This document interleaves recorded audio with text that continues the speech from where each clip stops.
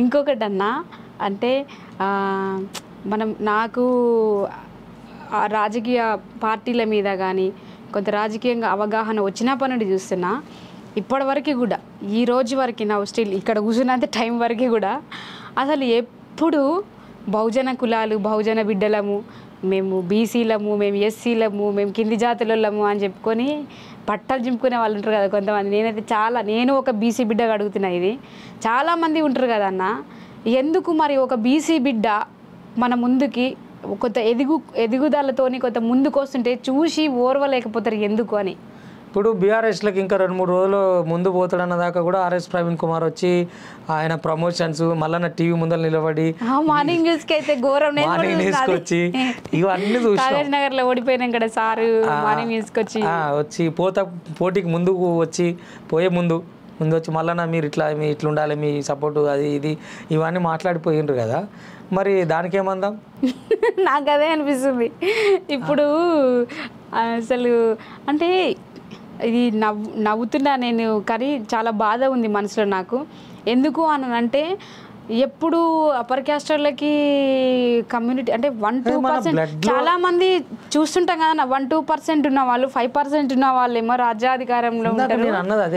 అసలు అన్న నాకు ఇంకొక డౌట్ ఏందనంటే ఇప్పుడు తక్కువ మెజారిటీ ఉన్న పీపుల్ ఓపెన్ కేటగిరీ అంటే అప్పర్ క్యాస్ట్ వాళ్ళు అగ్రకులాల వాళ్ళేమో రాజ్యాధికారం చేపట్టి 5 సంవత్సరాలు తిరిగేలోపే ముఖ్యమంత్రి సీటు మీద కూర్చున్న రేవంత్ అన్నని నిందించిర్రు. రేవంత్ అన్నని కూడా చాలా లంగ అన్నారు, దొంగ అన్నారు, ఓటుకు నోటు కేసు అన్నారు, అదే అన్నారు ఇది అన్నారు, మస్తు నిందించిర్రు. అట్లనే సేమ్ నాకు ఇప్పుడు మళ్ళీ నన్ను తిడుతుంటే కూడా నాకు అన్ననే రేవంత్ అన్ననే గుర్తుకొస్తుంది అన్నమాట. వీళ్ళందరూ తిట్టే వాళ్ళని చూస్తుంటే అంటే ఎప్పుడు సరే వాళ్ళు తక్కువ మెజారిటీ ఉన్న వాళ్ళు మనల్ని పాలించినప్పుడు మనం ఎక్కువ మెజారిటీ పీపుల్ ఉన్న వాళ్ళము మనం ఎందుకు అది రాజకీయంలోకి రావద్దు, వచ్చినా కానీ ఒక బీసీ బిడ్డ వస్తుండు మనం అందరము ఆదరించి ఎంకరేజ్ చేద్దాం సపోర్ట్ చేద్దాం అనే సోయి మన వాళ్ళకి ఎప్పుడు వస్తుంది, ఎందుకు వస్తలేదని నాకు డౌట్. మన వాళ్ళకి సోయి రాదు, ఇంకా వస్తుందన్న ఆశ కూడా నాకైతే నా పర్సనల్ ఒపీనియన్ లేదు. ఎందుకంటే పొద్దున్న లేస్తే వాళ్ళకే భజన చేయాలి, వాళ్ళ జెండాలు మోయాలి, వాళ్ళ ఇప్పుడు అంతేందుకు రేవంత్ అన్నని మస్తు మంది తిట్టిరు.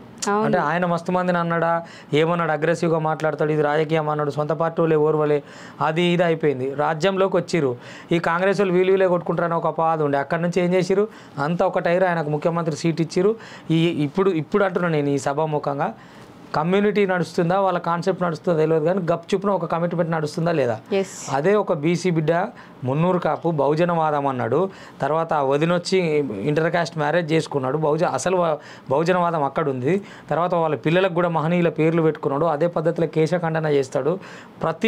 ప్రతిదీ బహుజనవాదంలో ఏదైతే ఉందో అది తూచా తప్పకుండా పాటించి వస్తూ ఉంటే కొంత దూరం ప్రయాణించుడు కొంకులు నరకుడు, కొంత దూరం ప్రయాణించుడు కొంకులు నరకుడు, ఇదే చేసుకుంటూ వస్తుంది. ఇదే చేస్తుంటే కూడా మిమ్మల్ని ఓర్చుకొని మిమ్మల్ని ఎవరిని ఏమనకుండా ఎవడు ఎన్నన్నా సపోర్ట్ అంటే ఆయన టార్గెట్ ఏందో ఆయన చేసుకుంటూ పోయి ఇంత దూరం వచ్చిండు. ఇవాళ 3వ సారి కూడా ఎమ్మెల్సీ పోటీలో నిలబడ్డాడు. దానికి సపోర్ట్ చేస్తామా అపోజ్ చేస్తామా మనం? మళ్ళీ ఈ సపోర్ట్ చేయకుండా అపోజ్ చేసిన వాళ్ళు నిందించే వాళ్ళు కూడా వాళ్ళు మేము ఉద్యమకారులము మేము ఇది చేసినాము అని చెప్పి చెప్పే వాళ్ళే వాళ్ళంతా కూడా మల్లన్న కామన్ పీపుల్ అన్న కామన్గా సోషల్ మీడియాని ఫాలో అయ్యే వాళ్ళు, మల్లన్న గురించి ముఖపరిచయం లేని వాళ్ళు, మల్లన్నని ఓన్లీ స్క్రీన్ మీద చూసిన వాళ్ళు, మల్లన్న న్యూస్కి ఫాలో అయ్యి అన్నని అభిమానించే వాళ్ళు ఆదరించే వాళ్ళు అన్నని గుండెల్లో పెట్టుకొని చూసుకుంటారు. ఇలా చాలామంది చూస్తుంటే నేను మొన్న నామినేషన్ పోయినప్పుడు కొన్ని వేల కార్లు 100 కార్లు వచ్చినాయి, 1000 మంది వచ్చిర్రు. వాళ్ళందరికీ ఏమన్నా డబ్బులు ఇచ్చి తీసుకుండా అన్న ఎక్కడ కరీంనగర్ ఎక్కడ నిజామాబాద్ అసలు ఆ నియోజకవర్గాలకి సంబంధించిన మనుషులే కాదు ఆ రోజు వచ్చిన వాళ్ళు. నేనే ప్రత్యక్ష సాక్ష్యం. ఆ రోజు నేను వెళ్ళిన అక్కడికి నామినేషన్కి, అంటే వాళ్ళందరూ అభిమానంతో వచ్చింది కదా అన్న.